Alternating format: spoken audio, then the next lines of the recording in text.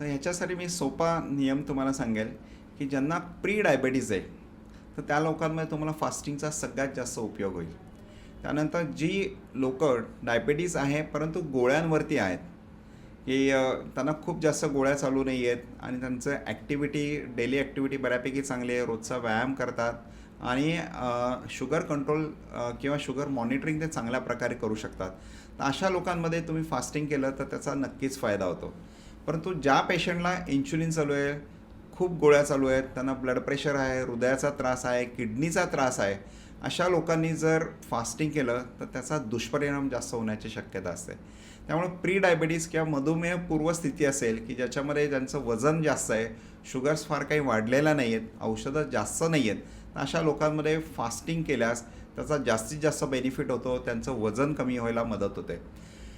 आणि ज्यांना गोळ्या चालू आहेत, टाईप 2 डायबेटीसमध्ये ज्यांना गोळ्या चालू आहेत किंवा अगदी कमी डोसमध्ये इन्शुलिन चालू आहे, अशा लोकांनीसुद्धा डॉक्टरच्या सुपरविजनखाली किंवा एखाद्या प्रोग्रामच्या सुपरविजनखाली जर तुम्ही फास्टिंग केलं तर त्याचाही नक्की बेनिफिट होऊ शकतो. परंतु ज्यांना इन्शुलिनचा खूप जास्त डोस आहे, मल्टिपल कोमॉर्बिड कंडिशन्स आहेत, बाकीचे कॉम्प्लिकेशन्स आहेत, अशामध्ये फास्टिंग करणं अत्यंत धोकादायक ठरू शकतं.